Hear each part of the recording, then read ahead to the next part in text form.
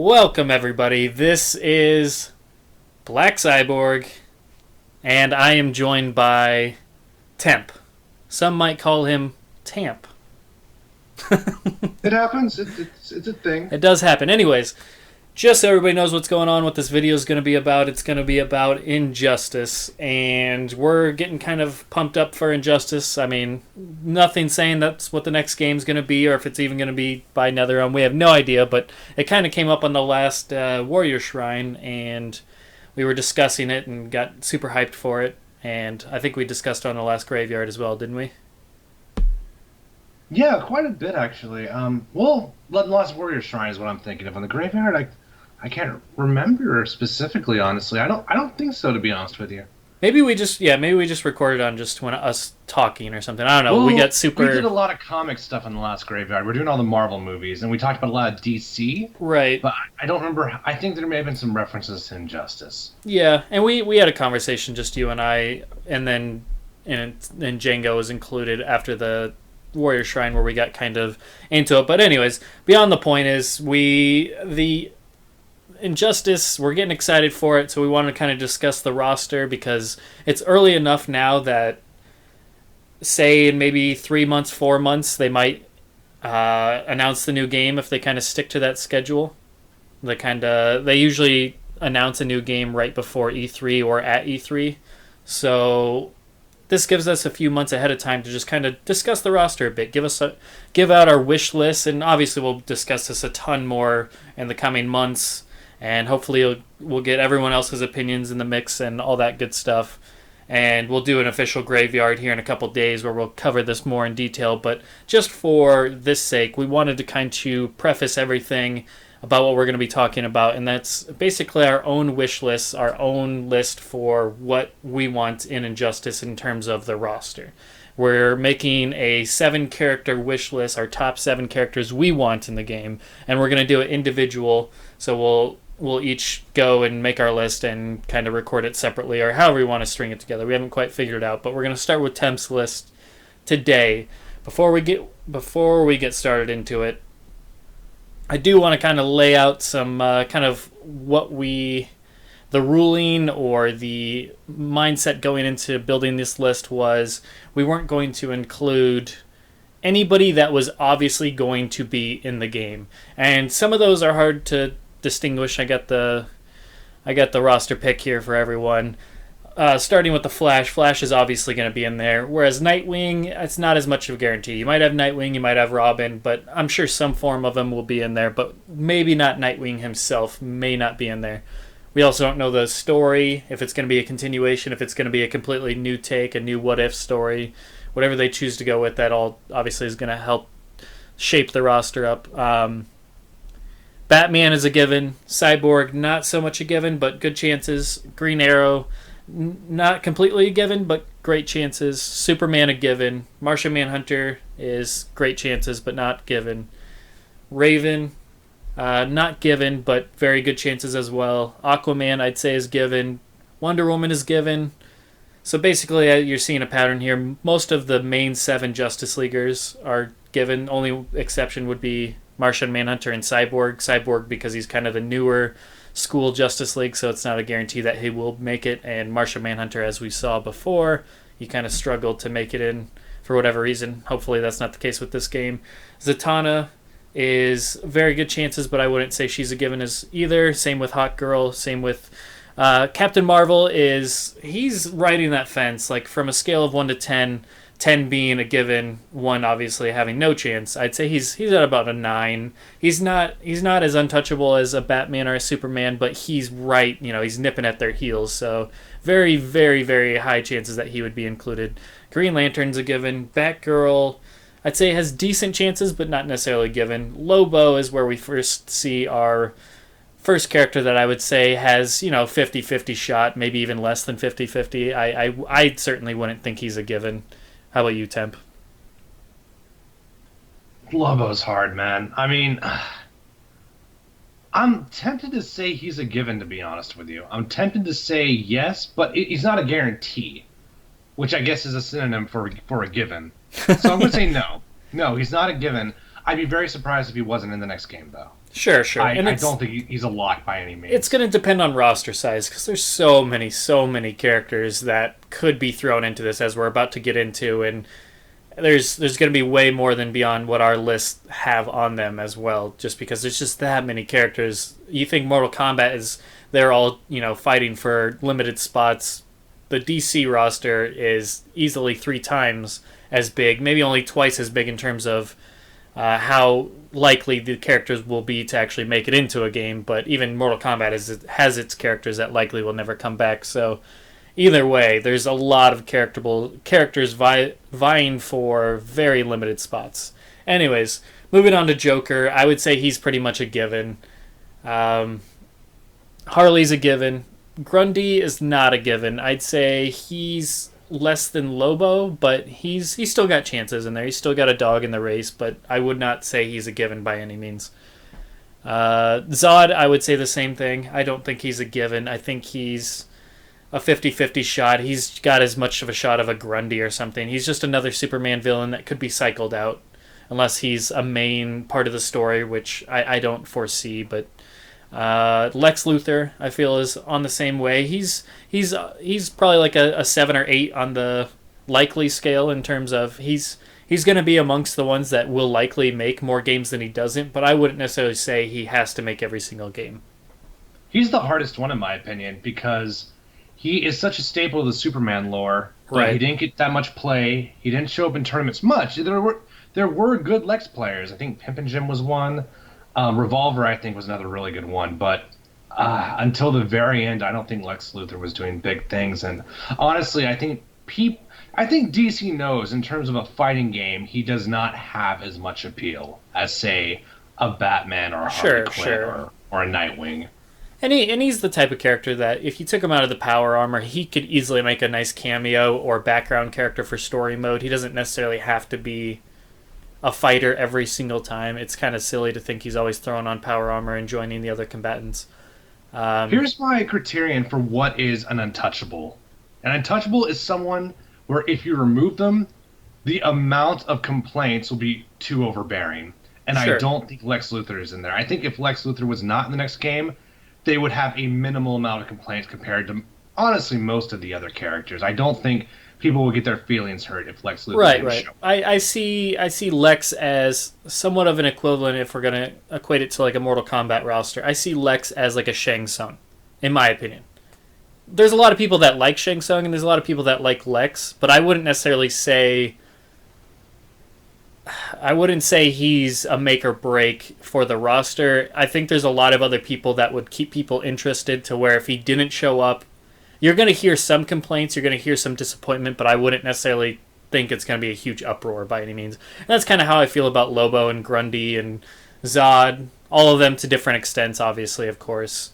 I just think overall they all have a certain amount of fans, but I don't think they are going to, think of all the MK characters that manage to be left out from game to game, but they still have a decent amount of fans. The Cyborgs or some of the Ninjas or even some of the MK3 cast, they're still characters with a very large fan base that still kind of have to deal with their character being left out. I definitely agree with you on Shang Tsung and Lex Luthor. I like that comparison a lot because both those characters have the same problem where the things that make them great are not immediately obvious in a fighting game match. You have to know quite a bit about Lex Luthor. If you know nothing about Lex Luthor, he's easily the shittiest character, in my opinion, on a select screen. If you know nothing about him. He's a white dude with no hair and a robot suit. To me, that just isn't... That's not awesome. Until you find out more about the character. Then it comes to life. The same thing with Shang Tsung. In MK3, he looks like a Woodstock 69 kind of hippie with makeup and Alice Cooper shit going on. It's not immediately obvious why he's so awesome. Right. You really have to dig. And I don't think that's true with characters like Raven or Lobo or, even like, say, Sinestro, honestly, Well, yeah, you're listing all easily more flashy characters. Exactly. A guy in a power suit, and we're not talking like Iron Man. He's got the personality to back it up and a lot of more flash to him. Lex is just a guy in a big, bulky power suit, and he's doing basic stuff with missiles and calling down missile commands and little thruster type stuff. So I don't know. It's definitely not the same. Moving on to Catwoman, I think her popularity. She's going to be another like if 1 to 10, she'd be an 8 or 9. She's not untouchable like a Flash or a Superman or Batman, but I think she's on the next level below that, just based on her own popularity and her own. There's a lot of story potential with her being neutral. She could either be on the heroes or the heroes or the bad guy side. So I mean, there's a lot of roles she could fill in story mode and the like. But and gameplay wise, she's a lot of fun. So I think popularity wise and all that good stuff, she has a good running for. Deathstroke is, I would say, right along with a Catwoman, where he's another probably 8 or 9 if you had to rank him on the scale. I wouldn't necessarily say he's untouchable, but we're including him as an untouchable on this list for the reasoning that it's very, very unlikely that he gets left out of one of these games, just because out of all the characters in here, he has a lot of gameplay potential with the guns, the swords, his combat skills, his bow staff that you could throw in there. There's a lot of stuff you could do with him, so it's kind of hard not seeing him in there. He might as well be an untouchable, in my opinion. I can't see them leaving out Deathstroke for so many reasons. With Deadpool's popularity, I think that's a giant factor. With Arrow, the show, I think that's a giant factor as well. They want to promote this character. Right, and you had him in Arkham Origins and Arkham Knight, so to a limited degree in Arkham Knight. Yeah. And he was in MK vs. DC and Injustice 1, of course, so yeah. It definitely seems like he is going to be one of the prominent characters that continually is in each game. And if you're appealing to someone who only knows Superman and Batman, Deathstroke is a great choice. He's the exact opposite of Lex Luthor.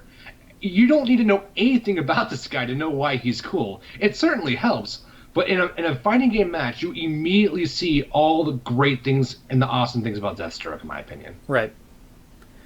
We're just going to skip over Scorpion. It's not really relevant as a guest character, whether he comes back or not. I doubt he will. They would switch. I would easily see him switching out with a Raiden or more likely a Sub-Zero if they're going to do another Mortal Kombat character as a guest character. But either way, that's not even really worth discussing at this point. That's something discussable way down the road when DLC is coming into play. Ares is someone I do not think is coming back, so he's certainly not an untouchable. Killer Frost is somebody I could, she's certainly not an untouchable. Her and Ares fill the left field inclusions of this game. So, and they like to do that. They even went on record saying they like to kind of throw in a couple curveballs there, just kind of a little two surprises that people didn't see coming. So those two are definitely not untouchable. So they are not included on this where they would be left off our list just for the fact that it would be too obvious. Doomsday is not an untouchable. He definitely has great chances of coming back. So he's another, I'd say a 7 or 8. I wouldn't say a 9, but he's a 7 or 8. I could easily see, especially with the cross-promotion with the upcoming movie. They're going to want to do that. So I could easily see, and the gameplay and everything, it's all there. So he's likely going to come back, but when I think untouchable, I think somebody that's going to be in 95% of the games, and I don't think Doomsday has that status. I think he could easily sit out for a game here and there and be just fine. If they made 5 Injustice games, I could eventually see Doomsday being left out. Well, I mean, out of the 5, I'd say he'd be left out of 2 of them. That's kind of where I'm at with him. He'd be 3 out of the 5. He's on, in my opinion, he's like a equivalent of like an Ermac. He's extremely popular. He's got the notoriety. He's got the gameplay. He's got everything going for him. But just sometimes they just left him out. Obviously, nowadays Ermac is probably going to be in most, if not every game. But I don't see. I don't know. I guess I just don't see. I think you could throw Bizarro in that role and be just fine. I mean, there's other powerhouse Superman villains that you could throw in there. They're not. It's not like it's any short of options there. But Doomsday's definitely, for killing Superman, is the guy for that job. So yeah, his resume isn't huge, but it packs a punch when it comes to the things that he is known for. But I just think in many ways he's like another Deathstroke, someone who the things that make him cool are very tailored to his visuals and his gameplay. He's not like a Lex Luthor or especially like Oh, I don't want to. I was going to say Joker for a second there, but Joker's recognizable. It Oh doesn't yeah, really by matter all what his means. Yeah. gameplay is, and everyone knows it's the Joker. So I would say Doomsday at least is a. You don't need any outside material to understand why the character's cool, fun, whatever. So Yeah, and you're always going to have a big brute character. If we don't have Grundy, if we don't have Bane, there's at least going to be somebody that fulfills that giant bruiser, brawler, grappler type of character, and Doomsday's an easy pick for that. But like I said, so maybe 8 or 9. We're either way. We're including him as an untouchable here. Um, then we have Sinestro and Black Adam, who we'd probably put in the same category of probably being like a 9. I wouldn't put them up. I could see them being left out of maybe 1 out of 5 games, but other than that, they're probably going to be in the other 4, I would say, just because there's not a whole lot of other. There's a lot of Green Lantern characters you could pick from, but in terms of villains, Sinestro is the top dog. He is the Joker to Green Lantern, and Black Adam is the same way to Captain Marvel or Shazam or whatever. So those two they have that going for them, especially with the upcoming Shazam movie, and then they're gonna make a Green Lantern movie. So all that stuff they got that going for him. And then Bane, I would not say is an untouchable. I think he's easily swapped out with a Killer Croc or Clayface, and you could have the same exact role being filled of a big bruiser character with obviously differences. There's going to be difference between gameplay of all 3 of those characters, but overall they're going to be the giant character that fills the screen and does some brawling moves. Obviously Bane's going to be more grapple heavy than the other 2 would be, I would imagine. Maybe Killer Croc would be pretty grapple heavy, but overall he's expendable. He's probably gets like a 6 on the rating. Out of the 5 games he would come out maybe 2 or 3 of them. without the Dark Knight Rises, it's a lot harder to make a case for Bane because I think that was a large credit to why he was in the last game. And right now, Bane's not terribly relevant in any media that I know of. So right, and relevance is going to play a huge part in all of this. I mean, DC and Warner Brothers are going to have a huge say over the roster. They're at least going to get 3 or 4 of the characters that they know they're trying to market towards in the upcoming years. They're going to play off of that, so they're definitely going to get their hands in that. So that's also something to be kept in mind when it comes to predicting a roster. Anyways, with that covered, so we kind of discussed, so it looks like at least probably about 75% is what we kept off the list just because they all have really great chances, and then the other 25%, so we'll say 1/4 of a 24, so 6 characters are easily expendable, which gives us the 7 characters we're going to do for our individual lists. And so with that all said, let's start off. And Django and I, and then the others, if they want to add in onto this, we're going to do it for each of them as well. But starting with Temp, just for this own individual video. This is kind of like a bonus extra. Anyways, for Temp's list, let's get this going. Numero 7. Number 7 is going to be Yeah, what am I doing? What am I doing? Unless you wanted to throw out your honorable mention first, or do you want to do that last? Yeah, I'll do it last, just because I think it'll make more sense when you know what characters I picked. Because that's what made it so difficult, honestly. All right, so number 7. Booster Gold. Booster Gold. That was a pretty popular one. I remember when I did the... let's see if I can type quietly to not go crazy in the thing so I can pull up a picture of them for everybody. Anybody that's not familiar with Booster Gold. Booster Gold was a favorite of Phase 3 when I was doing the Injustice livecast.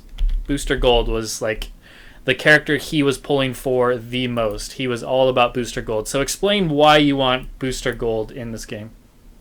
One of the complaints of Injustice was there were so many Batman characters, for better or worse. I think Booster Gold is a fantastic, not Batman character. This is going to sound like a criticism, but I promise you it's not. He's a character that looks really good on select screen. I think for character diversity, I think he's a fantastic candidate. He's kind of like Melina. I don't particularly like playing as Melina, but she looks fantastic on a select screen. Sure, she's a ninja. She's a monster. You know, she adds the female diversity, of course, which I feel like fighting games need a lot more of. And she's very colorful. She's very charismatic.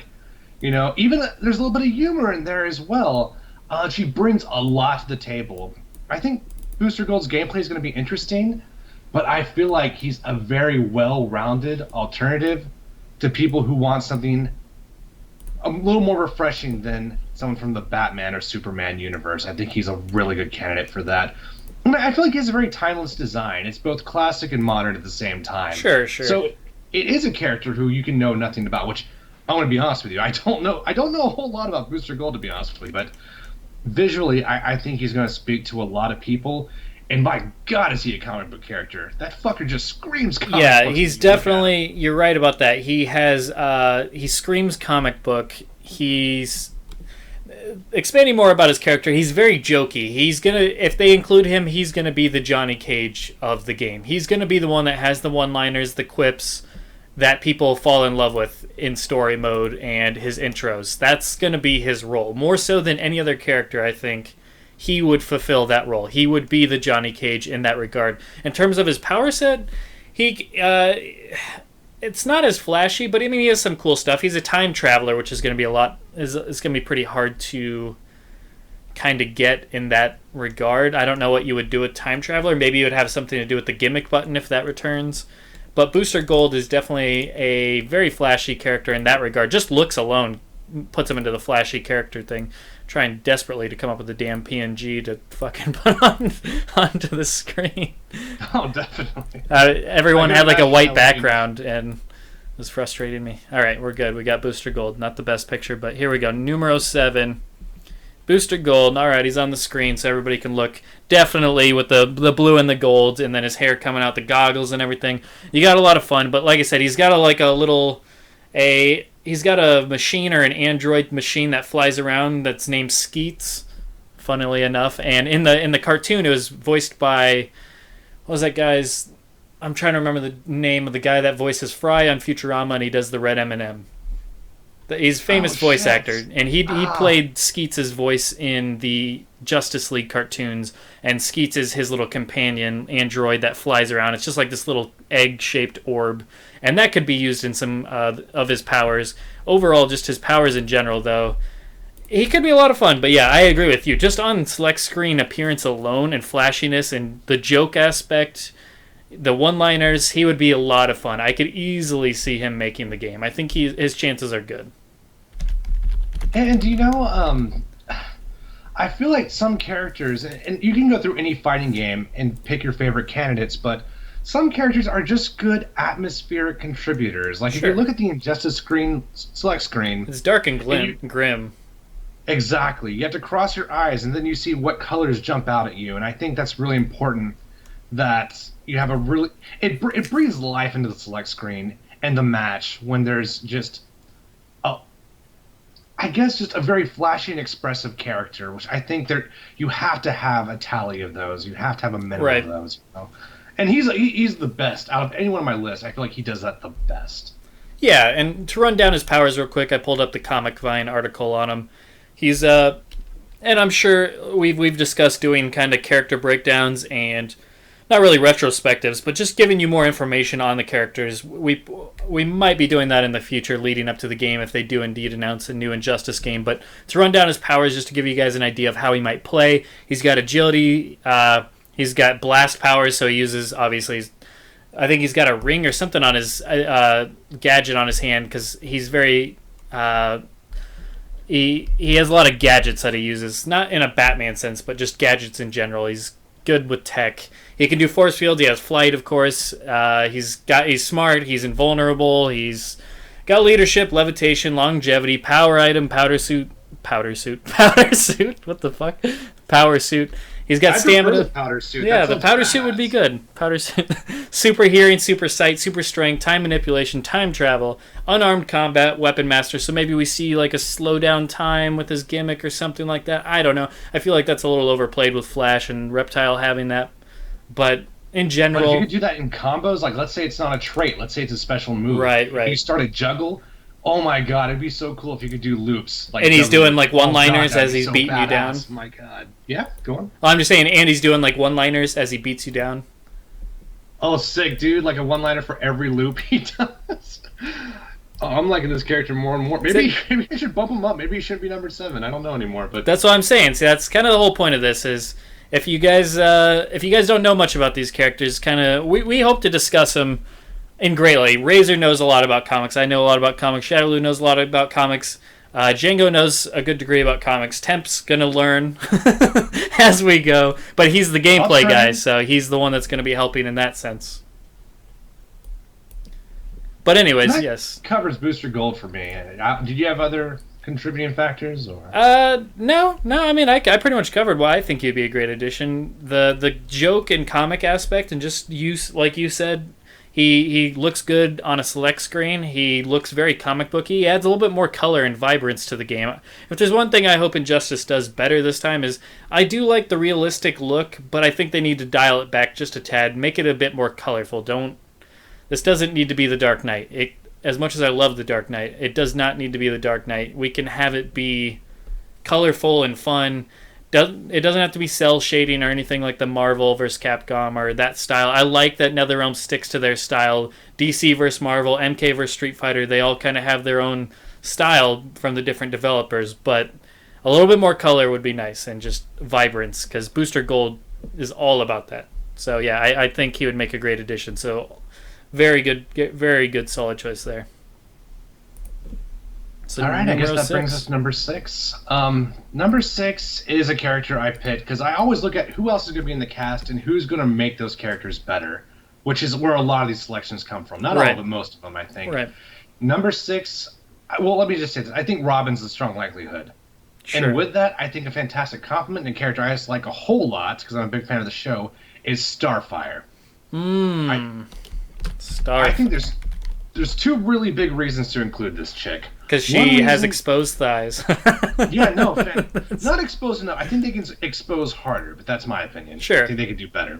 I think for one thing, Robin and Starfire are just a fantastic dynamic. Teen Titans is probably my favorite DC product ever. I can't think of anything that even maybe it's Under good. the Red Hood comes close. Oh, that's my favorite animated DC movie. It's good. Movie for sure, but God, just in terms of like how much they both brought me so much happiness. But I love Starfire, a very character who's positive and happy on the exterior, right, but is in a lot of pain on the interior. Sure. And that always makes for good characters. The battle against internal sadness is something I think anyone can relate to because everyone's been there. But I think if every female character especially, should really pack a punch, you know? Everyone's got to do their thing, and I felt like what Injustice was missing was a character who just shot the fuck out of energy beams, filled up the screen, did Marvel combos. I really feel like Injustice was missing that. The closest we got was Killer Frost, you know, who was doing ice shit, but even Green Lantern, for what he can do, his gameplay visuals were very reserved. And I want to put that shit upside down. Let's fucking throw energy all over the place, dude. Let's turn this match into the fucking sun. Like, that's what I want. And there's some characters who might be able to do better than Starfire. I cannot think of any. She's going to be fantastic in that regard. And I want to see her interact, because I don't know much about Starfire as she is in the comics. I'm told she's a much darker character. She's kind of a whore. Yeah. And that's okay. That's okay. She sleeps around these days. But, I mean, there's nothing wrong with that. I'm not want to judge about any of that kind of stuff. Who cares? Let people sleep with who they want to sleep with. Fuck double standards, you know? And, yeah, exactly. We're all human here. But I don't know. Like, I hope the Teen Titans humor that Starfire was so good at. She was such a funny character. Right. I don't know if that's exclusive to the show, but her humor was very well written, and her voice actress was incredibly talented. So if you could put that into wagers, you would get really good drama between her and Robin, for sure, but her and Cyborg, her and Deathstroke, I imagine. But you'll get a lot of really good quips. And I mean, we're talking top quality quips. These are Rolex quips we're talking about. A lot of personality. Spitfire, that one. So much fun. Spitfire, you could say. I see what you did there, and I like it. Like Booster Gold, she's going to breathe so much life into the game. Right. And I want Teen Titans. I want real Teen Titans back so bad, but I haven't seen the new show. I know people hate it. Maybe it's better than I think, but there's Teen never going Titans to be. Go? It's okay. I've seen a few episodes. It's definitely marketed.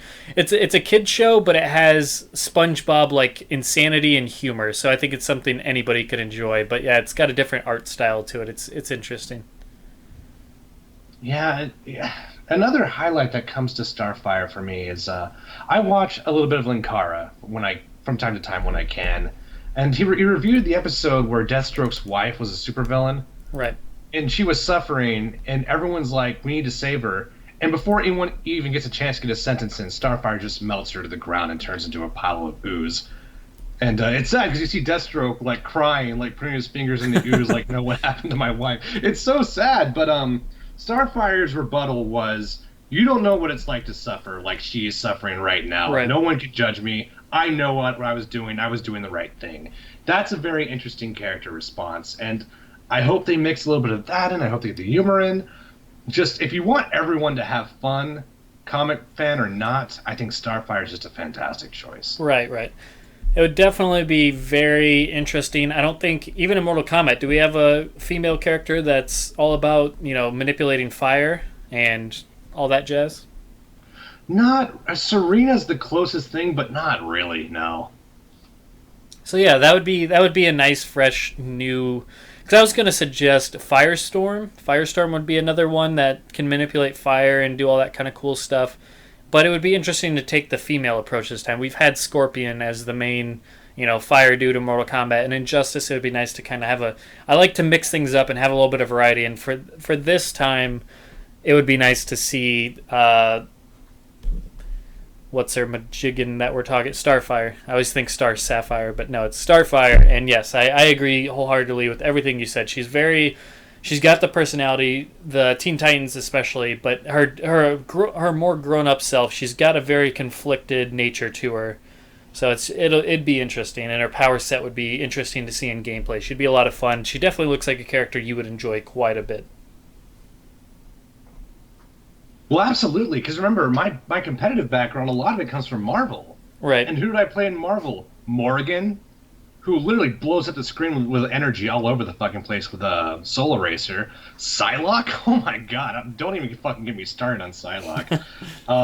Yeah, so I have a lot of history with characters like that, to tell you the truth. I mained Morrigan, Venom, and Psylocke in Marvel vs. Capcom 2, so this is right up my alley. Absolutely. There you go. Alright. Shrinking down that pic, throwing it next to old Booster here, so you can go ahead with your numero 5. Well, this is the meat and potatoes. This is my top 5. Like, Starfire and Booster Gold are great, but these are the characters where if push comes to shove. Yeah, these are the heavy hitters. So, number 5 is Saint Walker. Ooh, I did not expect you to throw him on there. We weren't even talking about him. I was cheering for him on MKO back when Injustice was coming. Well, go on, yeah. No, I was just going to say, Saint Walker, the Blue Lanterns in general they're my second favorite, if I can talk that, second favorite Lantern group, and I'm a big fan of Saint Walker. I love the power of hope, and I like what they do. I like how they conduct themselves. I like Saint Walker's personality. I love his look. His look especially would look amazing in gameplay-wise. And it would be a nice, fresh take on a Lantern, because I really strongly hope we don't just continually get green and yellow every single game. Let's get a Blue Lantern. Let's get a Red Lantern, But yeah, go ahead. I'm interested. Well, there's two sets of reasons. There's the more complex justifications, and there's the shallow reasons. We'll start with the complex ones. First of all, from a gameplay perspective, Saint Walker's powers are complemented by the Green Lanterns.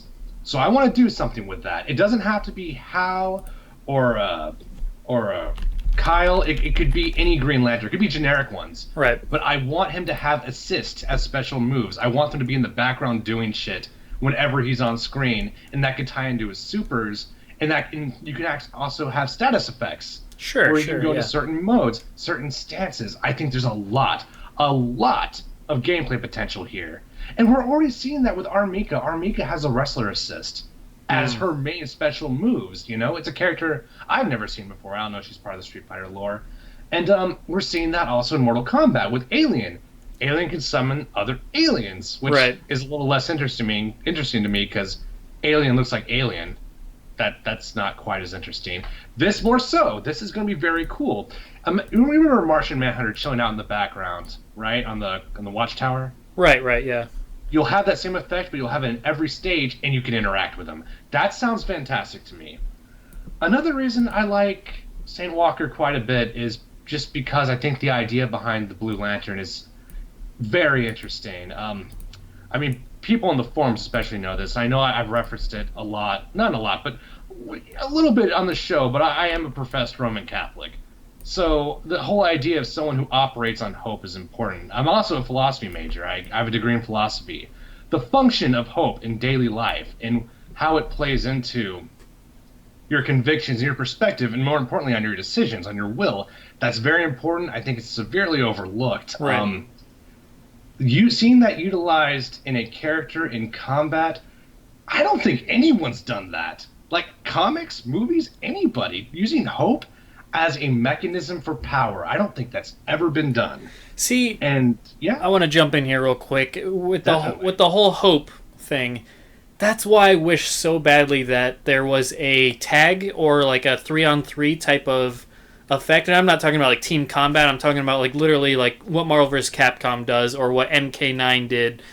I would love something like that where, because oftentimes hope is trying to, if you were to incorporate that into a fighting game, that can be tough at times. But if you were on a team system, say Saint Walker expends some of his own energy or his own life to give one of his partners more life, or because he can heal, that's part of his thing. He gives his partner that he's with more life, or completely reinvigorates their, or fills their entire life bar, something like that. Like he sacrifices a certain chunk of his life bar to fill up their life bar even more. Like how awesome would that be? Or just stuff like that would be so interesting to play off, because a lot of these people, they do have assist like powers that could help out other characters or help out their team. So something like that would really, really be cool. I mean, I love resource management in fighting games, and I think we're getting so good at it, especially in Killer Instinct. Resource management has become such a big mechanic in the last 5 years, especially. So I definitely want to see more of that. And if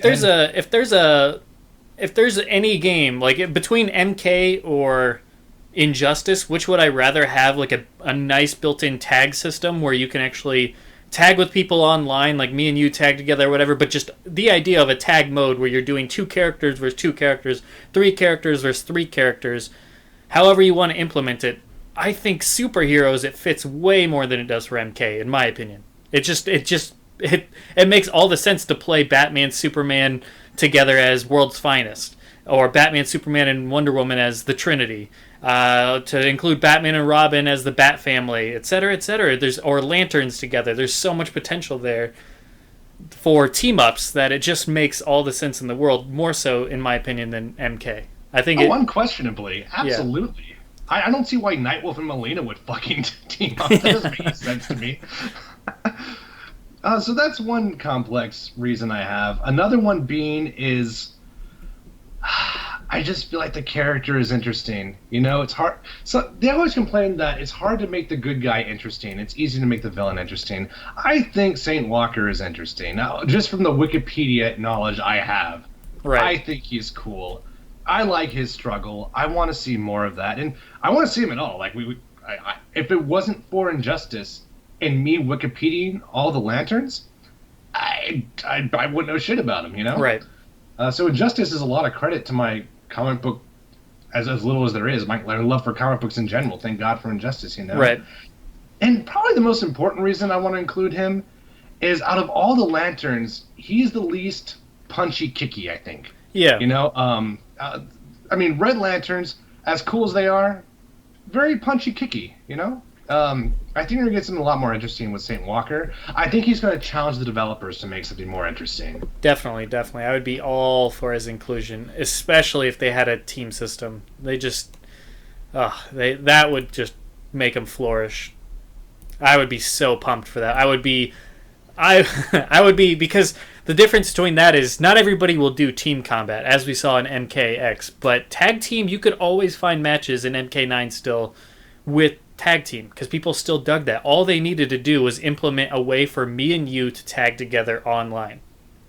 Have that be 2-on-2. Hell, even throw on the option for 3-on-3. I don't care if it's something Marvel vs. Capcom already done. Do it as an option, and it would be incredibly... Yeah, it'd be difficult to balance, but imagine the possibilities with the gimmick button and all the other stuff that they have going for them on the differences of Injustice and the superheroes they have team up. Man, that would just make all the sense in the world. Hopefully they do something like that. I'm hoping so badly that they dropped it from MKX or didn't include it. They said it was something they didn't have time to develop.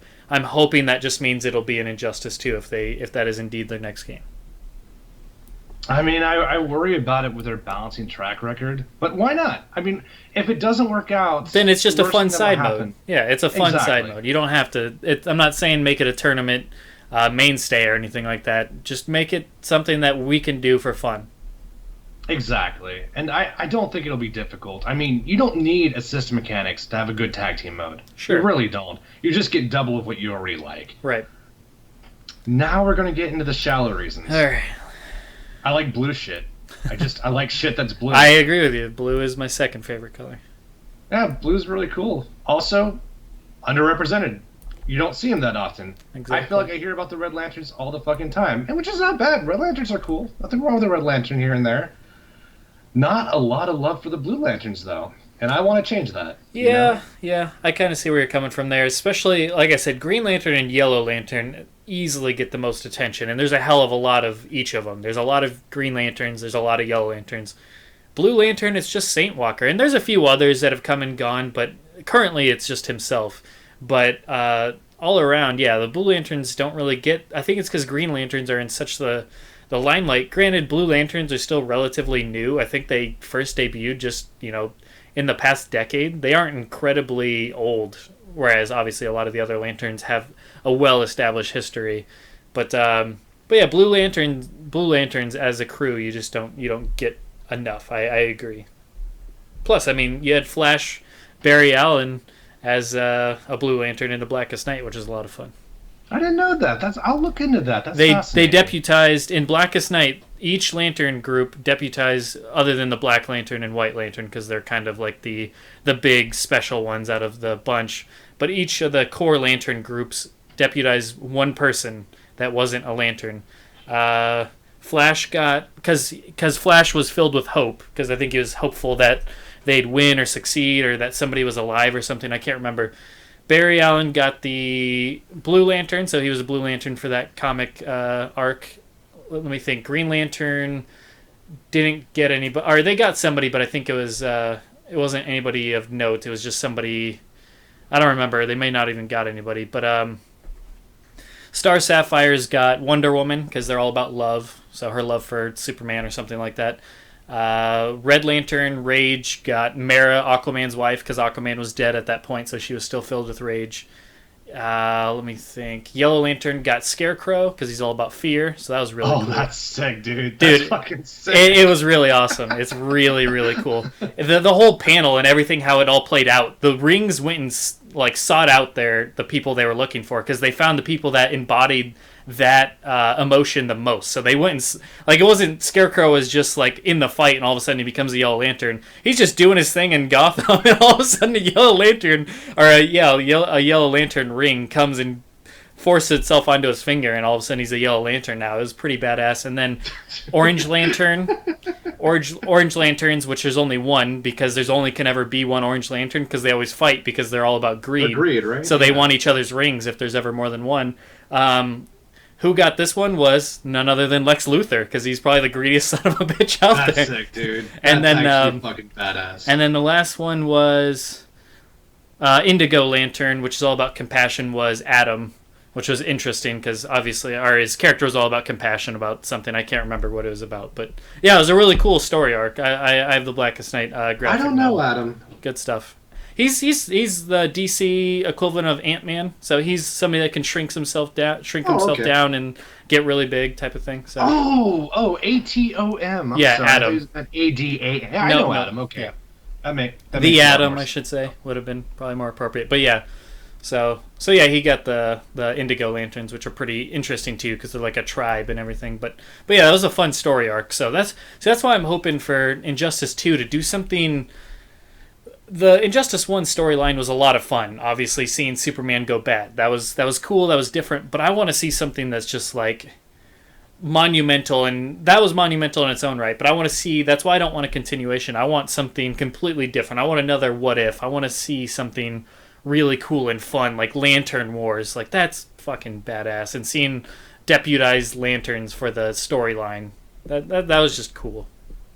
But yeah. Anyways, did we cover everything on Saint Walker? Yeah, that's pretty much all I had. All right. So moving on to your number 4. This is where, I mean, I already said the top 5 were all monumental picks, but this is where the order got really tough for me. Right. Because honestly, this character should be number 1. It's very.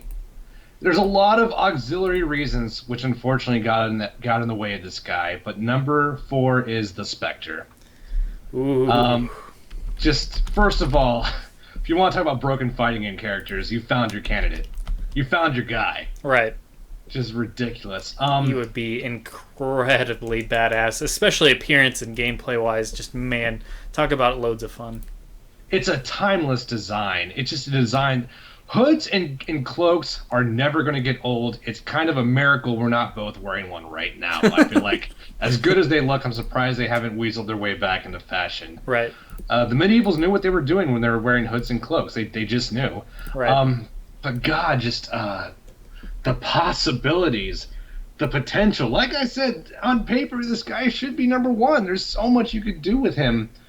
His personality, a very interesting take on a hero. At least I perceive him as a hero. Am I wrong about that? No, he's a hero. He's more of a loner these days. He's all about obviously instilling vengeance for those who've been done wrong type of thing. But he was part of the Justice Society of America in his early days when he wasn't as powerfully written back then, so he wasn't as OP as you could essentially make the case these days. But he fights for good. He's just kind of, I would say he's neutral in his solo type of thing, but he's like neutral good in the sense that he still leans towards the good if he had to choose. But yeah, overall, yeah, he's got a history with the JSA, who are a good group. And you know, I mean, He's got good relations to one Mr. Fate. Well, I feel like the theme of my top 7 is diversity. And I talked about Booster Gold, that he added a nice diversity. He was very bright, vivid, comic book-esque character. Spectre brings a very different kind of diversity. He brings classiness. He has class, I think, more so than any other comic book character, rivaled only by Doctor Strange. And Doctor Strange, I think, only he's got the beard factor. That's the only reason why he inches over the Spectre. But if you look at the Injustice roster, who's really that classy? I mean, a lot of them are classy enough, but who's defined by their level of class? I would say Raven is the only one that comes to mind, and maybe Sinestro. Is there anyone really classy? Spectre was a detective and a law agent, so it's safe to say he's good. I mean, he fits that slot so well. I feel like, damn it, he's a professional, and he looks like it, and I love that, you know? You don't always get that vibe from the Justice League. I'm sorry. Even Batman is very kind of... I want to be very careful with my words here, but he's almost... In this case, because Booster Gold is such a good choice for the function he fulfills, we almost need an opposite for that. I don't think Batman is a perfect opposite. I don't think Flash is definitely not a perfect opposite. No one except for really Raven and Sinestro come off as a perfect opposite. Spectre does. Spectre does come off as a perfect opposite. So when you put him in a group of other characters, it's always going to be so interesting to me. And God, just the gameplay possibilities. He's kind of like another Martian Manhunter, where what do we want to do? Because we can do anything we want. Right. And that's, oh God, it's going to be so awesome. I honestly don't think he has a good chance of coming into Injustice 2. I honestly think if he makes it into the game, it's going to be by a hair. I think that it's going to be a hard sell to get Man, Spectre into the fighting game, but I want him so bad. so much good potential there. One of the best DC graphic novels. If you ever decide to like check out some graphic novels, and you like Spectre as a character, man, read Kingdom Come if you haven't already. Kingdom Come is so good. It takes place way in the future. So Superman, Batman, they're all old at this point, but Superman's retired, he's on the ranch and everything. Batman's still kind of protecting his city and he's in a giant power suit so he can still do it type of thing. But he's pretty they're all old veterans at this point, and it's kind of like a new school of heroes. And they're all kind of retiring, but they all need to come back for like a big fight, and Spectre plays a big part in all of it, and he's just kind of keeping the peace and all that stuff. But yeah, that was a great graphic novel, not too long or anything. It's not like incredible. I think it's probably like 10 issues or something, so it's definitely a great read. See if you can find that. That's actually I just Kindled it right now. It looks like it's $9.99 on Kindle. I was going to ask you how long is it, because I want to get as much bang for my buck as possible. But 10 issues isn't bad. Let's look it up. Does it say on the thing? Because it should tell you like how many pages. Kindle pages are bullshit usually. Comic books is probably, it's 232 pages. So for Kindle, that's not bad. 232. Let me look it up here. Kingdom Come. For comic books, Kindle pages are typically rather accurate because they have to be. You can't compress images like you can compress text, obviously. Oh, there's only 4 issues. How many pages is that though? Either way, it's a great read. I can't recommend it enough. It's easily one of the better ones. And it tops a lot. It doesn't top, but it's in a lot of top 10 lists of like best Superman tales. It's got great Captain Marvel. It's filled with so many heroes, so you're going to get a lot of knowledge, a lot of cool interactions between the characters, which is always fantastic. You've got Superman, Wonder Woman, Hawkman, Power Woman, the Ray, Red Arrow, Aquaman. You got all sorts of good stuff. It's such a huge list, and you're going to see a lot of cool people. It's got Blue Beetle and all that, and it's basically you've got Superman's Justice League versus Batman's Outsiders, and it just works really, really well. Yeah, I'll read it. And then you got Lex Luthor's group, and oh man, so good. But yeah, Spectre plays a part in the beginning, like in the beginning issue, and I don't know. It's been a while since I've read it, but it's really, really good. Definitely recommend it to anybody out there wanting to learn more about the characters or just see a lot of these characters interact. Because I'm looking through the Wikipedia right now just to refresh my memory, and I'm seeing like around 60 characters listed. It's got a lot that appear in it because it's got a lot of big brawls, but a lot of good drama and a lot of good storytelling and dialogue. I mean, I definitely want to read it. Comic books are kind of like Tekken. I keep trying to get into it, and I keep failing. And every time it happens, I get more and more frustrated. Right. I definitely read. That's the problem with comic books, I want to have a comprehensive knowledge. But with that much history and that many reboots, it's damn near impossible. Right. And I'll never feel like one of the cool kids when it comes to comic books because of that. Because I feel like I'm always going to be catching up. It's not like Mortal Kombat where I was fucking there since the beginning. Right. And I could fucking recite lore in my sleep.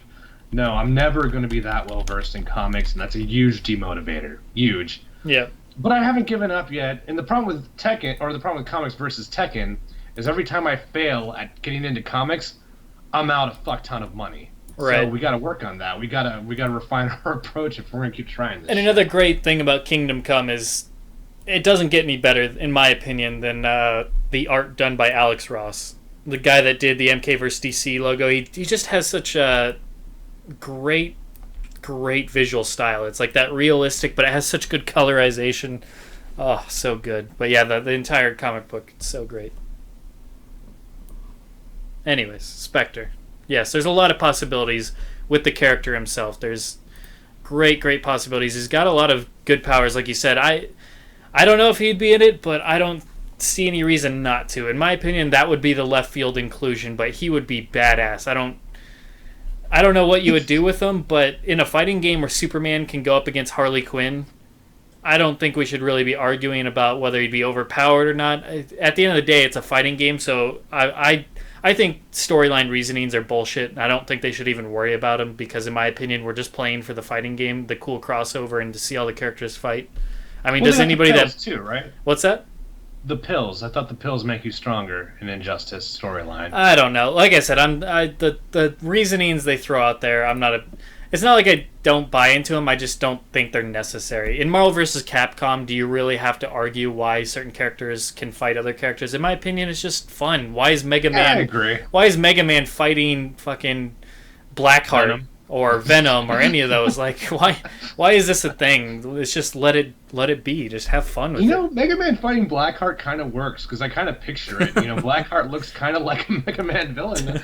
I mean, if you had some robotics, it's almost perfect. Like, I guess the reason is because both Blackheart and Mega Man both fit into an anime context, if that makes any sense. Right. But like Mega Man versus like Ruby Heart, why? Like that's when it gets really weird. But that's all I got for Spectre. Do you have any final thoughts? No, I just think he'd be badass as a magic user, as the beyond all of his stuff, all of his great powers, which he's got a lot. He's got teleportation. He's got he's like I said, he's a detective, so that aspect is really fun. He's always the calm, cool, and collected. He's always somebody that says something wise. He's always got something great to say. The dialogue for the character is fantastic. He's a man of few words, and he's just you always want to listen to what he's going to say. So that in itself, seeing him in story mode, if he's just this ominous hard word ominous figure that's just chilling in the background and kind of being maybe he's the narrator or something. I don't know. Something like that would be really, really badass storytelling wise. But yeah, his powers and stuff would be quite cool to see. But beyond all else, he just looks phenomenal. Seeing this character in a fighting game moving across the screen with, like I said, the pale white everywhere, but then a giant, green cloak just looks fucking awesome. It's why Doctor Doom looks so damn cool. So yeah, I would love to see this character. Okay, and he's a potential main. Like Oh yeah, by far, easily. He's fucking badass. Yeah, there's only I would say 3 characters on this list that are genuinely potential mains. I mean, Starfire dances on the border, honestly. I love the character and I would love to learn her, but like Booster Gold, like Saint Walker, I like these characters a lot for auxiliary reasons, which is a big problem with MKX. I had 3 of my favorite characters in that game, but all the auxiliary characters sucked. So it just it hurt even though I had my 3rd favorite character, Sub-Zero, in the game, and now I have like 0.5, I have 50% of smoke. Right. It still hurts that they're surrounded by special forces and are therefore a lot less interesting to me. Right. Your main is enriched when they're surrounded by complementary characters. So that's it for Spectre. Potential main, very good stuff. Number 3, this character I chose due to gameplay categories.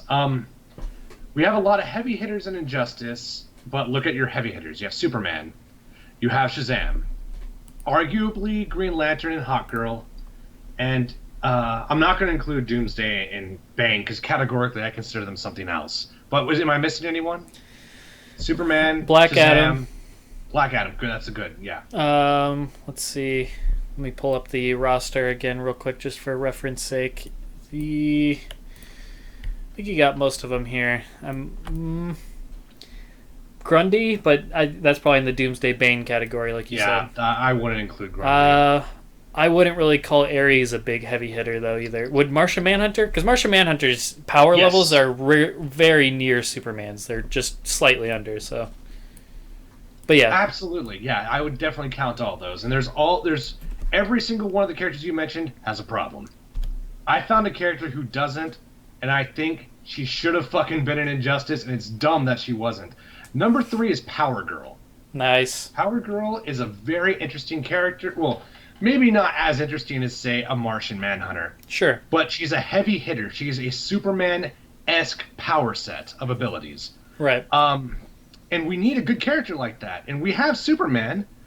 Superman has the problem of sometimes, to many people, I have a good friend of mine finds Superman very boring and cheesy. You know, so some people may want some variety to that. Hawk Girl, if she's even in that category, I think she has super strength, but nothing compared to Superman. Even if she does, cool character, great gameplay, she's dressed like a fucking bird. Some people might not be into that. Shazam is sort of a arrogant dumbass, which is works in his favor. I mean, he's a kid. Exactly. I mean, I think that makes the character more interesting. But in Martian Manhunter, ugly as fuck. Great guy, ugly as fuck. Right. You see the theme I'm going with here? All these characters are very cool, and I love them all, but none of them are pristine. None of them have a boob window. Yeah, well, I mean, it helps. Exposed thighs help. But none of them, they all have some sort of gimmick about them that keeps them from filling the function of the pristine, flashy power hitter. You know, right. Superman's the closest thing, but Superman is kind of a victim of his own success. You know, he's historically been there forever, and some people find him cheesy now. We did forget one, I guess, power hitter, female. What's that? Wonder Woman. Oh, dude. Yeah, I know I know the Tim Curry, but just take that aside. She might be the worst of all of them, dude. She might have the biggest problem. Hey, I like Wonder Woman. Yeah, there's something very clean about Power Girl. And hopefully they'll get her better this time. No, hopefully. I mean, they fucking better. They've improved their female modelers. Ninjas, modders, there you go. Yeah, but yeah, I just think a lot of people wanted this character. I think the character is very fun. From what I understand, she's a little bit of a bitchy person, which is I think is cool. That's interesting. She's got attitude, yeah. That's great. It's like people like Cassie Cage. I don't, but people do. This is like 1,000 times better of a Cassie Cage, in my opinion, right? Like, I think this character was an easy lock. How the fuck was she not an Injustice? Limited roster.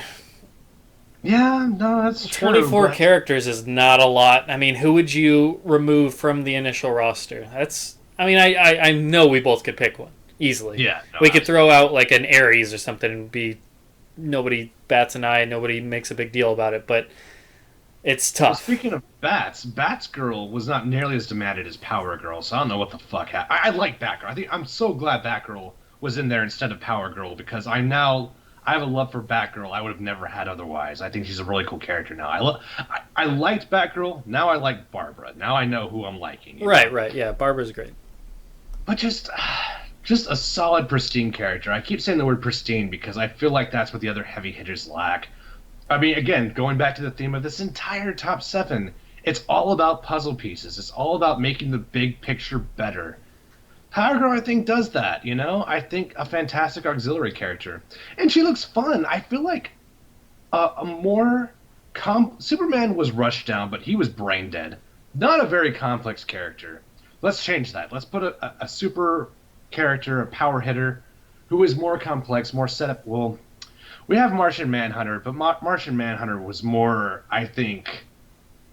more outside of the box. He was too complex. I want a character who's more traditional but still complex as a rushdown character. Right. And just the demand is there, you know? I feel like it was kind of... I feel like the demand was there for her. Maybe as much as Lobo. Maybe not more, but maybe as much. And, you know, I mean, I know a lot of the demand comes from the tits and the ass, you know? I know that's a thing. But, again, if you... Sex appeal can be charismatic. I think Power Girl's a great example of that. I think when done right, it's really, really good. It's just don't make them look. We don't need MK9 Melina. We don't need high heels on everyone for sex appeal. We don't need outrageous. We don't need outrageous boob physics that are completely unreasonable. It's fine to have something there, but. Like, you don't need to go... Basically, you don't need to take it over the top to the point where you're just like, here, look at this. But if you do it in a way, like a boob window that exposes cleavage, which is part of what the character has. I mean, that's a well-known trait of said character. It could done perfectly well. If they leave it out, I'd be okay with that, to be honest. That wouldn't even bother me. That's not really It's such a character trait, though. I wouldn't want it left out. It's like, out of all the characters, that is the character to do that with, because... she's not like an over-sexified character. She's just somebody that has that. That's a trait of hers that she has. It looks cool too. I don't think it looks like It's tacky, interesting, you know? yeah. It's Yeah. interesting, and it's always funny because there's always quips that they do in the comics. Like people keep shooting her, and she keeps saying. Somebody asks her, "Why do they keep shooting you? It's not even affecting you." And meanwhile, her boobs are jiggling because of the bullets bouncing off of them, and she's like, "That's why." It's like that kind of stuff is funny to me. And No, why? And somebody asks her why she has the boob window to begin with, and it's purely to distract her foes. Like it's, I mean, that makes sense. that's actually smart, yeah. And there's something humble about that, to be honest with you. Yeah, Because I mean, some heroes would be too good to have a distraction or a decoy. She's not. I like that. and she's somebody that's commonly cosplayed too. So I mean, it just makes sense that she'd get a chance to be in like a game like this. It's only going to increase her popularity. Yeah, so I think she's an easy choice. By no means one of my favorite DC characters. This list is about who should be in Injustice Sure, 2. And if sure. we're talking about who deserves it, Power Girl's easily number 3 in my opinion. I started her out as like number 6, and she just kind of kept going up, you know? Like I said, Yeah, I feel bad for Spectre. I really do. It's not fair, but I gotta be honest with myself, and I gotta be honest with the people. that's fine. I mean, the fact that he made your top 7 to begin with, and at number 4 is incredibly good. So there's no harm in that. But yeah, I agree with you. I did the same thing with my list. There was somebody that was number 7 that jumped up to number 4. Just the further research I did on them, and I was like, man, this just sounds so good to put in here. But Yeah, yes. no, I look forward to that. That's going to be interesting. Well, I 'Cause can tell can't you, wait to I can see. tell you right now, we have no repeats so far, so that's really cool. Interesting. And That if is fascinating. if me, you, Django have very little repeats, that would be pretty impressive. And it just Yeah, further goes to show the quality and quantity of characters they have to choose from. yeah, no, it's that's what I'm hoping for. I know Razor's going to pick. He's going to. What's the Red Lantern's name? Atrocitus, Atrocitus. That's right. Yeah, Razor's picking Atrocitus. It makes sense too. I mean, that character's really cool. I think there's a lot you could do with that character. You don't have a Red Lantern avatar for 2 years and not pick Atrocitus for at least for like in top 5. I got to get my Power Girl image put up here. 1 second. I forgot to throw Do it it. up. Gotten all the other ones up on the while talking. Pick a good one. Oh, it's a good one. Is it just the boob window? Is it just for No, girls? it's just not the. I'd laugh. Okay, on your cue, I'll give our number 2. All right, go ahead and go with the number 2. Okay, this character is both going to be no surprise at all and probably the biggest surprise of the list. My next character is Blue Beetle. Wow, Blue Beetle. number 2. Yeah, I told you there were going to be surprises, dude. Blue Beetle was going to be my main in Injustice. Sure. And it's a shame because I always said if Blue Beetle doesn't make it, I'm going to pick Aquaman. And then I made Aquaman for I'd say a good 2 weeks, and he was so dumb and OP. Even if he's technically not OP, I think he was OP. But even if he's not OP, his playstyle was so brain dead. I'm like, I feel like a dick playing the style for one thing. I like my opponents to have fun when I'm playing Right. fighting games, winning or losing. That's why it bothers me when I get teabagged. I'm like, dude, I don't want you to feel shit. Why do you want to fucking rub this shit in my face? Right, You know? right. Why can't we just all be friends and rivals? But Exactly. I know. I'm in the same boat. I don't win a whole lot, but I'm the same way that I don't like to. I don't want to upset anybody else any more than I'd like to get my face rubbed in it. yeah, I mean, it's all. I mean, it's a glorified learning experience. That's what every fighting game match is. This teabagging shit is just. But anyway, Blue Beetle was going to be my main, and he fucked me by not being in the game, because then I'd default to Aquaman. And Aquaman was fucking brain dead and stupid. And he didn't have a new 52 costume. He had the fucking Black Lantern costume, or the Darkest Night costume. Right. That looked way too shitty. Like, the fucking... The neck opening was way too wide, so it almost looked like... kind of like hipstery. Right. Almost like a Gap commercial, but so bad. So what do I do after Aquaman's gone? Well, I'm looking through the roster and I'm like, Green Arrow's cool, but Matt from the San Antonio scene's already using Green Arrow, you know? I don't want to fucking use Batman. We already had a really good Nightwing player. So I just fucking stumbled onto Shazam, and his gameplay complimented me so well. But even though I landed on Shazam, and even though I now have a newfound love for Shazam, That does not change the fact that Blue Beetle fucked me. He should have been in the game. On paper, he's such a cool character, and I'm a sucker for, cool designs. I'll forgive a lot of shit if the Right. design is cool. And Blue Beetle is just so fascinating. His combat is so fascinating. His mask is very fascinating. Yeah, he's Yeah, fun to look at, for sure. oh, for sure, man. And the flight capabilities, the gameplay possibilities. Like, if you want a crossover character, when I say crossover character, I mean a zoner and a rushdown character. My God, how are you ever going to do better than Blue Beetle? Who is going to zone and rush down as well as a character concept like this? Unfortunately, the answer is Superman. Because for some reason, that's one of the best fucking zoners in Injustice. Makes no fucking sense, but Blue Beetle should have been the guy. He should have been the guy. And I feel like I'm not one of those guys who feels like every single circle needs representation, but why not have a Latin American character? I think that's super. Well, is Latin American the right phrasing? Is that referring to South America? Or why not have a cool Hispanic character? I think that's cool, and he's sort of young. He doesn't really know how to use his powers completely. Just all the setups that could have been done with Blue Beetle. I feel bad that I don't have a more, I don't want to say better, I feel bad I don't have a more sophisticated justification for wanting Blue Beetle, especially as number 2. I feel like I feel kind of guilty for not having a better reason, but You he shouldn't. just looks cool. Yeah, there's He nothing looks wrong so with cool. just saying this character looks cool, and I think his gameplay would be badass. I mean, it's your top 7. There's no justification other than that. Some people, I mean, when we first decide our favorite characters, it's not the intricate backstory that we usually judge it off. Just at face value, when think of Mortal Kombat, our first time picking characters or just deciding who we start to gravitate towards, it's always based off looks, who we think looks cool. It could be something as simple as, like you said before, I like the color blue, so I'm going to go with Sub-Zero. We're all guilty, or it's not even guilty, there's nothing wrong with it. We're all that's something we've all done at one point or another. And then it's also gameplay, something, if somebody feels fun to play as, you're going to stick with them. I guess the reason is because I'm picturing the Spectre frowning right now, and that kind of bothers me. But He's got kind of I a feel friend. like Yeah. no. He's not a cheerful person No, by no, any means. not But at all. I guess I got that feeling like there was this sweet, quirky girl who I kicked out of the front seat of my car to make room for a supermodel. That's kind of the feeling I get with Blue Beetle. But my God, is he such a cool character? He's such a fucking cool character. I want to see him fight. I want to see all those powers in action. And Right. number 2, that's really all I got. I think Jaime's got a charm to him too as well. I think he's very, very interesting. I don't know what the new 52 Blue Beetle and how he relates to Booster Gold. Maybe you can shed some light on that for me.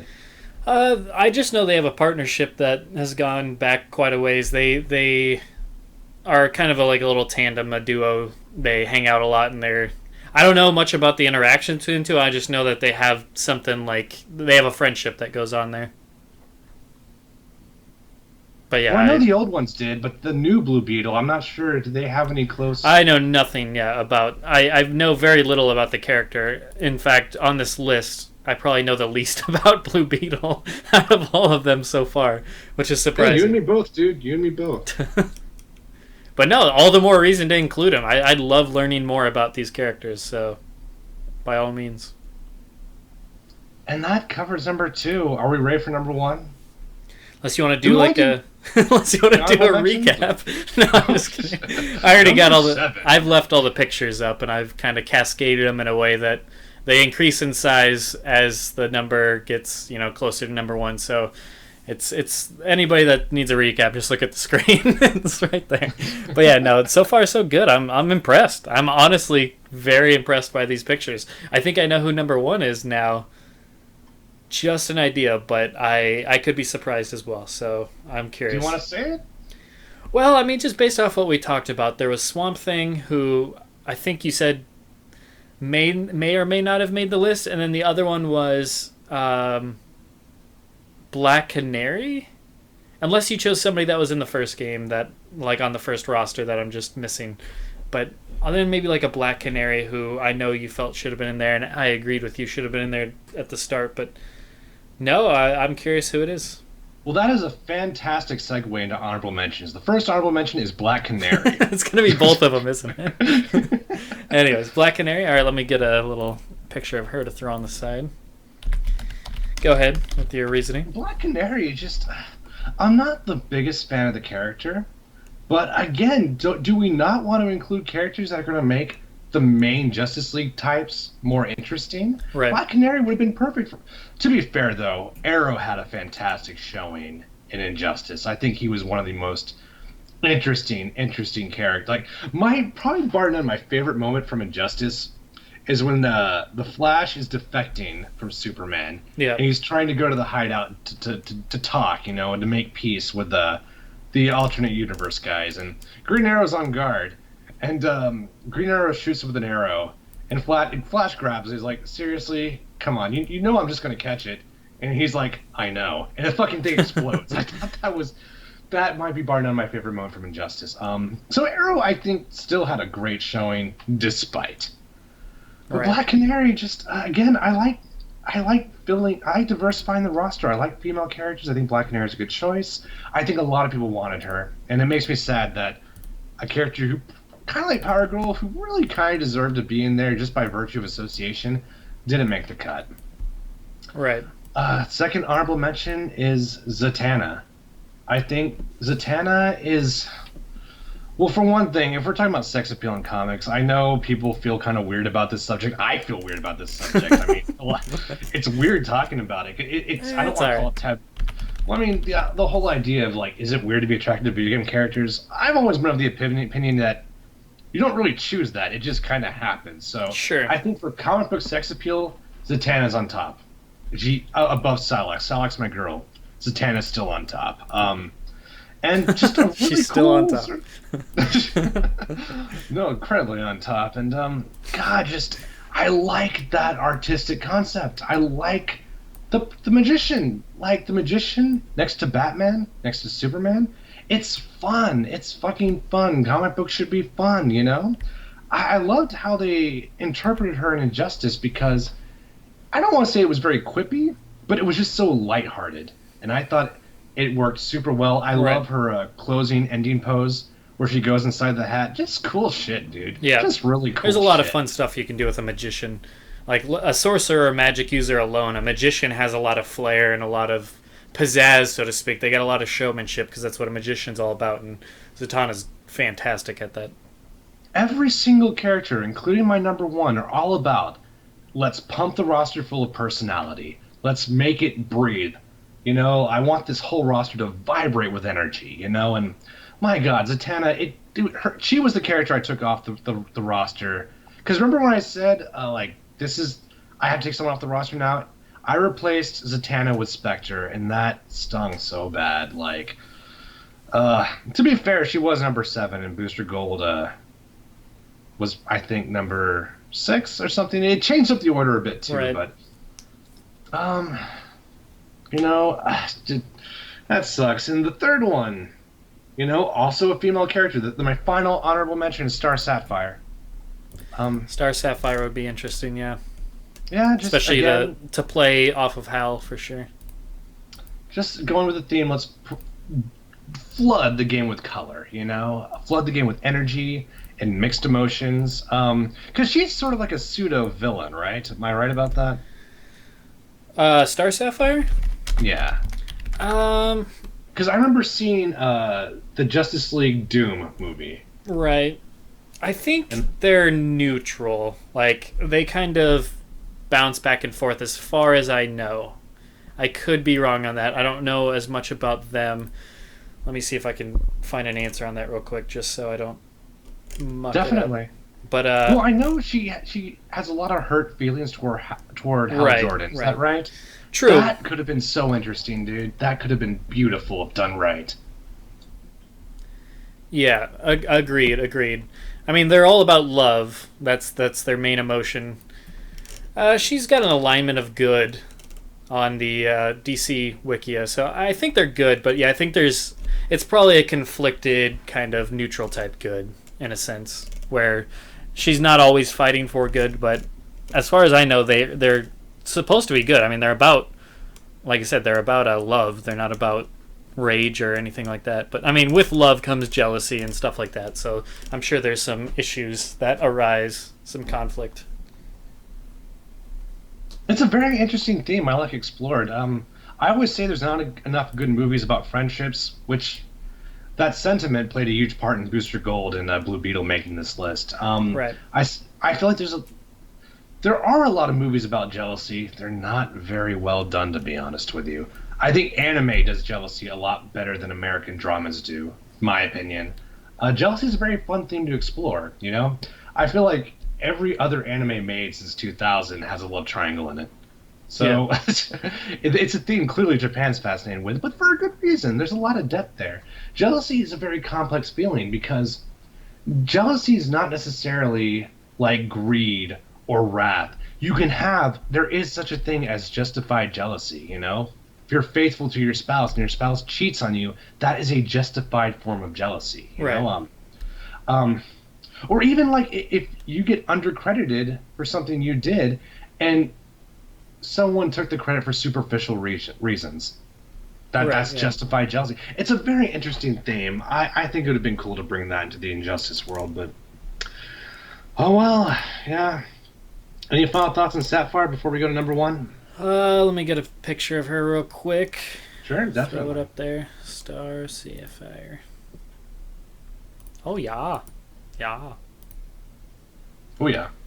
But yeah, no, definitely. I agree with everything you said. She'd be very interesting. That'd be a hard aspect to nail down combat wise, other than using just the pure, obviously, constructs and stuff that they can create. But to use love, maybe it could be something where you kind of, I don't know. That's tough. That would be tough, but interesting. Definitely interesting. It sometimes the most interesting gameplay-wise mechanics and cool movesets are the ones that are the most challenging to come up with. So, because they're going to be unique. I mean, you're never going to arrive anywhere interesting if you take the easy road, you know? Sure. If you take the easy road, you're going to arrive to Sonya and Jax every fucking time. Yeah, I know. That's how I feel, too. All right, well, number one.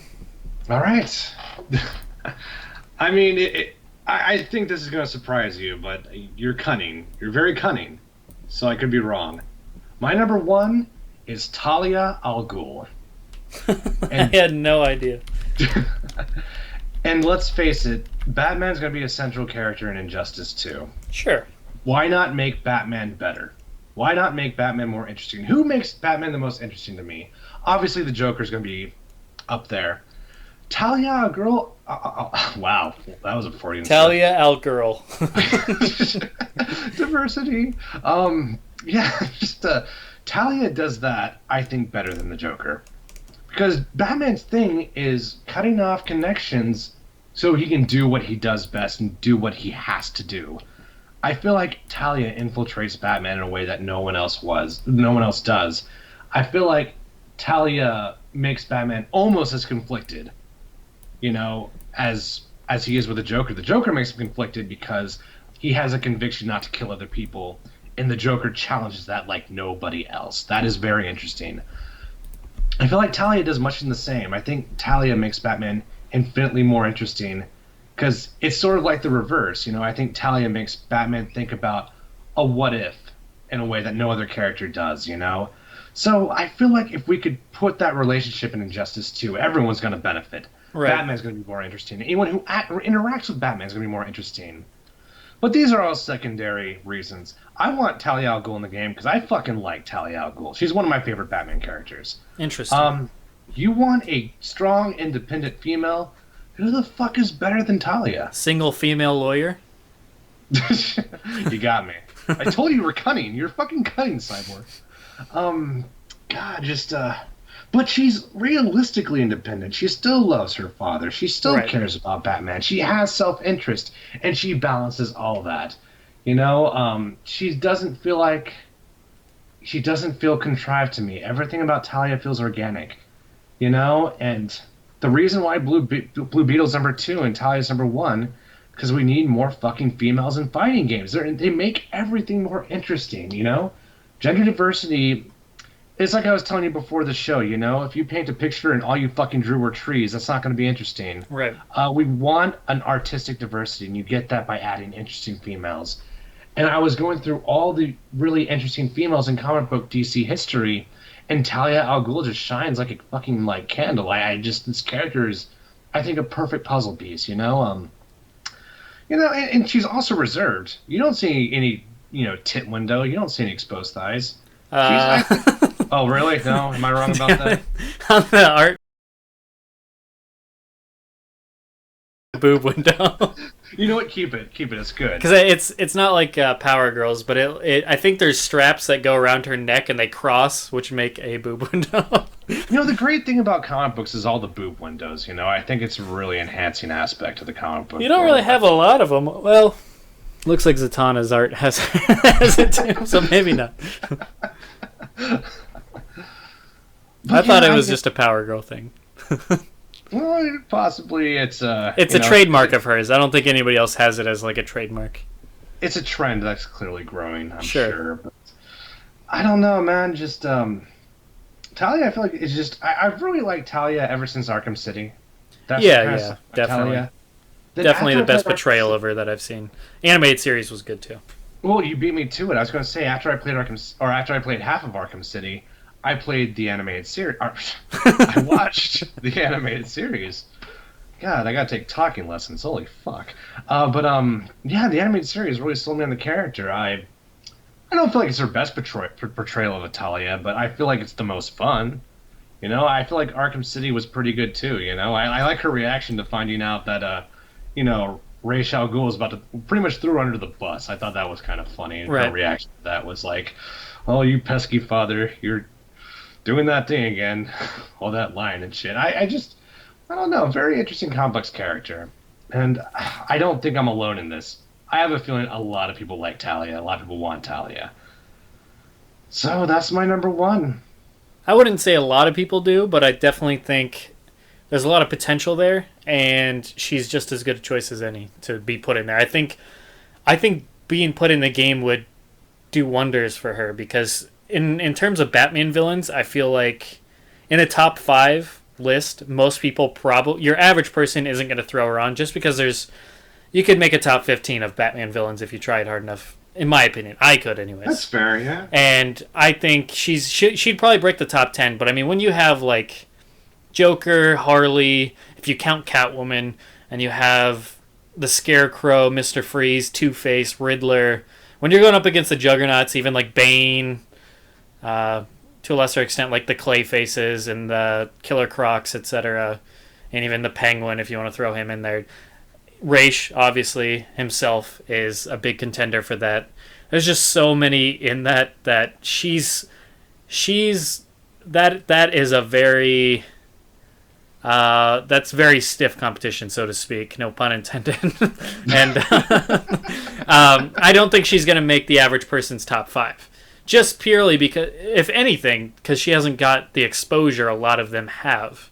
How many movies or TV shows or animated series appearances or video game appearances or merchandise has the likes of the Joker, Harley, Riddler, the classic ones other than Harley, but you have your Riddler and Two-Face and all of them. They've had a lot of time to really catch on.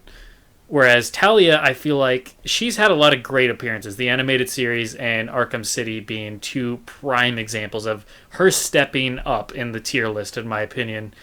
I think a game like this is only going to do her that much more favors, especially if she's on a roster of 26. She's going to stand out. So, Well, yeah, definitely.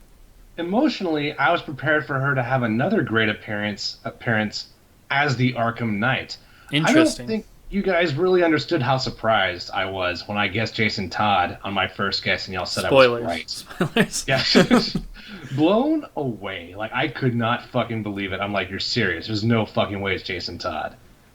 And you're like, yep, it's Jason Todd. I'm like, that's fucking unbelievable. And predictable. I thought it was predictable, it was obvious, especially as you played through the game, it was becoming more and more obvious. It's not a bad choice, but go on. It wasn't a bad choice, no. I'm not angry, it wasn't a unique villain, I'm not one of those people. I think they did what they had to do to try and keep a surprise. They tried their hardest to make it a surprise when they still left a lot of breadcrumbs that pointed right at them. So, it's unfortunate, but yeah. I'm angry at the marketing, not the game. I'm angry because they said it was a new character. So It's true. what the fuck? They did say that. I guess in this day and age, though, you kind of have to lie and deceive to try and make anything secret because people were gonna know some way, somehow it was gonna get out. So they at least got people to doubt it. At least I there's that. But yeah.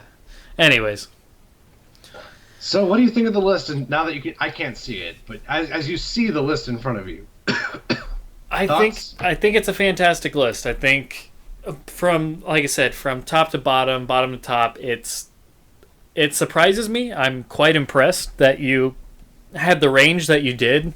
I didn't like. I wasn't expecting anything in particularly. The only one on your list that I predicted was Blue Beetle, and he was the most obvious one. That's fascinating. So well, I was afraid you're going to predict the Spectre, because right after I said, "Oh, I just remembered someone," you started talking about the Spectre, and I was like, "Fuck, he's going to see that shit coming." no, I didn't see that at all. I didn't think you would even know who the Spectre was. I didn't think you would know who Saint Walker was, which is another person I brought up when we were discussing this beforehand. I knew you'd like Power Girl and Booster. I knew you would know just because before Injustice came out, a lot of people were lobbying for specific people. Like I said, Yeah. Phase 3 was lobbying for Booster Gold. Power Girl, I specifically remember at least 2 or 3 people on MKO lobbying for her. Somebody had her as like their signature and avatar. They were all about her.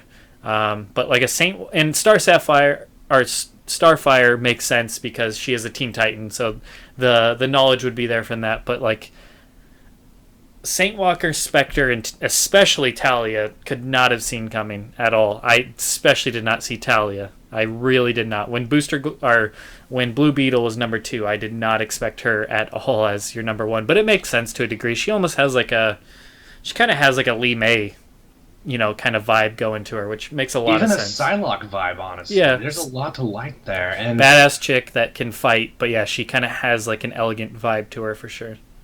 And I stand by these numbers, by the way. That means if Ed Boon comes up to me and says, "You got to pick. Who is it going to be, Blue Beetle or Talia?" I will pick Talia. I mean that because I think she's going to make the game better. I think I'll call him a dumbass for not putting Blue Beetle in. Right. And I'm probably not going to main Talia. I would definitely. Blue Beetle's a contender. The Spectre and Blue Beetle are both in the. Man, poor Spectre. But if they're both in the game, See, that's gonna be tough, dude. I don't think he's that much of a bad chances, so to speak. I don't think he has the worst chances. I don't think he has great chances, but I'd say maybe 30% chance, which at the end of the day, they do like to throw in a few curveballs and oddballs and left field picks. I don't think he's with the JSA, or at least he was originally. I don't think was his outfit up in that stage that had the JSA uniforms. So. I know Dr. Fates was. And Dr. Midnight was. I know those two, but I couldn't remember if maybe Sandman was, but I can't remember if any other ones were up there. But either way, I don't think his choices are that bad. I think, if anything, he'd be a great person to wrap a story around. He's good, so that'd be tough, but like the way Kingdom Come is done, and this is no spoilers, it's just he's narrating to somebody. I think it's Sandman when he's older. He's narrating at the beginning of the story, kind of telling the tale of what's going on right now. So I think that'd be a great figure, and we need more figures like him in this game. I don't want just the popular characters. I don't want the A-listers and the B-listers. Ares and Killer Frost weren't my, number 1 picks, but that to me is a good thing. I would agree with that. That's a good habit to set, because we need at least 2 people that people are like, oh, there's no way they're going to make it. We need at least 2 of those in each game, in my opinion, at least. And then we need 4 really popular ones that aren't like your untouchables. And then we need, obviously, the untouchables. And hopefully we get like a decent, a bigger roster size and then more DLC this time. So hopefully we get, 26 characters off the bat and then, 8 characters for DLC. Then it really opens up the doors for some of these characters, because you're always going to have your untouchables there, especially the main Justice League guys and the main villains. So for these other characters to get a chance, you kind of have to expand all in one game. You can't just say, oh, we'll do them next time. But yeah, I think Spectre has a chance. I think he has a better chance than, say, Saint Walker or... Oh yeah, but Saint Walker's chances are shit. Yeah. As a different Well, type of lantern, especially a blue lantern, I don't think his chances are great unless the story revolves around the lanterns. which is it's very possible. That'd be really refreshing after having the last game be around Superman and Batman. But Yeah, MKX fucking scarred me because in MKX, if you didn't have at least a 60% chance of being in the game, you were fucked. right. There was no X factor in MKX. None. There was no left field like, oh my god, they actually put this guy in the like. There wasn't really any of that. Closest you could get is Bo Raicho, and we all predicted that, and he wasn't really a left field pick at that point. Out of the 7 characters I picked, I feel like only 4 of them have a real chance. That's Blue Beetle, Power Girl, Starfire, and Booster Gold is kind of walking that line. Right, I'd say all 4 of those definitely have a chance. Definitely. I would say they are in the 60% chance, at least. Yeah. And then personally, the rest of these guys are fucked. And out of your honorary mentions, I think Zatanna and Black Canary both have great chances. I think Zatanna's a lock. I think she's in. She's a lock, Jerry. She's a lock. Star Sapphire, not so much. I don't think she's kind of like in the Saint Walker category. She has increased chances because she's a female, but then at the same time she doesn't have increased chances because she's a female. So it's like it's a catch-22. Well, I mean, being a love interest, I think, counts for a lot. True. There's good story potential, like Batman and Catwoman and Superman and Wonder Woman. You got to have those plays. So in that sense, yeah, she does have a chance in that regard. Black Canary and Green Arrow. But anyways, yeah, that wraps that up. I'm impressed with these picks. I'm interested to see what Django has, and I'm interested to tell you what my picks are. I was hoping you would be, because when I pick these characters, I'm like, I gotta pick my honest picks, so I can't contrive it to surprise. Because otherwise, I could have picked like 7 bullshit characters that would have no chance into the game, and that would have blown everyone's mind off. But these are my honest picks. So I was hoping I would take at least you by surprise, and hopefully Django, Razor, and Shadow and whatnot. See, this gets me pumped for one very specific reason is you have 7 characters, and out of the 7, if not one of these makes it, I will be absolutely surprised. Absolutely shocked. I will fucking like cry like a little bitch if at least one of these characters don't make it. The cool thing is though, is you're gonna have your 7, I'm gonna have my 7, Razor will have his 7, blah blah blah, so on and so forth. I'm hoping that at least all of us can be happy with one of our picks each. That would make me very happy, and I think there's a great potential that could happen. More so than MKX. We kind of got the shaft on MKX with Smoke, Cyrex, Serena, and Lee May and all that jazz. So yeah, no, absolutely. None of us really came out on top on that one. Yeah, no, although I will admit, if like all 28 choices from our compiled top 7 list, or actually no, it would be more than that. It would be 7 times 5, 35. Yeah. And we'll have probably a few crossovers, I'd imagine. Yeah, if not a single one of our picks make it in, it will be a little funny. I'll laugh a little bit because irony makes me laugh. So. But no, I think it's a safe bet. I think Booster and Blue Beetle and Power Girl especially have great chances. I think Starfire has a little bit lesser chances, as well as Spectre, and then I'd say Saint Walker and Talia are at the bottom of the barrel in terms of your pick specifically. Yeah, well, I think Starfire is a perfect contender. She's at that nice, healthy 60% chance mark. You know? Interesting, so, yeah. I'd say that's about fitting. But... Yeah. But all right. I mean, well, one more thing, actually. I think Starfire, if she doesn't get in, is because she wasn't able to compete with the other Teen Titans. I think other Teen Titans are going to make it in over her. That's the only reason she'd be excluded. But then again, if they threw in Raven and they already have Cyborg, if they have those two already, throwing in Starfire and Robin, I guess. If they threw in Starfire, Robin, and Beast Boy, I would not be surprised. I would hope so. I mean, Beast Boy, even though I like the character a lot, I have no desire to fight as Beast Boy. Like, the things I like about Beast Boy don't translate into a match. But I like him though. He'd be changing animals a lot, which could be interesting, especially with the gimmick button. But yeah, that'd be cool if you could have like a rhino, an octopus, and a lion all in one combo. I think that would be sick. That could sell me on it for sure. But I like Beast Boy more for his charm. Yeah, he's got the quips and the silliness and the goofiness. Exactly. All right. Well, this was Temp's 7, and I'm not sure when this will go up, whether it'll go up before the graveyard or what. I'll probably get it up before then, but Warrior Shrine just dropped, so we'll figure out how we're going to do this. Maybe we'll try and get all of ours recorded before the graveyard, so that way in the graveyard we can just discuss ours. That would be that'd be a nice way to kind of make that work out, because Django's going to join us for the graveyard, so maybe I can get together with him and record his, and then I'll record mine with Temp if he's available. Yeah, I mean, I'm around. All right, well, anyways, thanks for watching, guys. If you like this style of video, if you like us doing it this way, not in a podcast form, but more in a video form, a breakdown form, where we went in depth and kind of had stuff like this, like this video. We need the likes. I don't really care about the likes, but I'm going to say, for one video for once, can we just get likes to where we can help counteract the fucking Finland fuck that doesn't like our video, and we always get 10 dislikes because of one person apparently in Finland that does not care for us too much. I would love for everybody that listens to this, I would love to get like 50 likes on a video. We've done it before, I think, on a couple of videos that were during the hype of MKX, but I would just love people to just be like, because I do the same thing. When I watch YouTube videos, I usually don't like them unless I really was like, oh my god, that was amazing. But if I just generally like something, I'm not like, I don't feel the need to like something. But this time, be our guys and gals and like this video, and more importantly than likes, comments. I want interaction, people. I want to hear your 7 choices.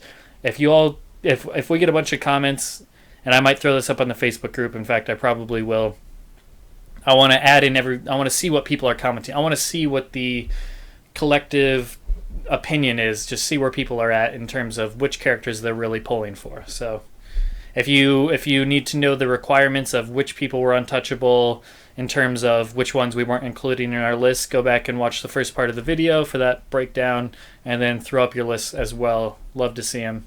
And then we'll discuss those on the graveyard as well, if you can do that. So I'll probably get this up soon, probably tonight or something. But anyways, thanks for watching, guys. Yeah, and let us know, because we need to know if you want to see more content like this. I enjoy it a lot. Yeah, so, this was a lot of fun. Yeah, this will help us. This will let us know what direction that you guys are digging, and we like the rest of Finland. It's just that one dude. It's just that one dude. Sure. The rest of Finland's all right. So Tempt us.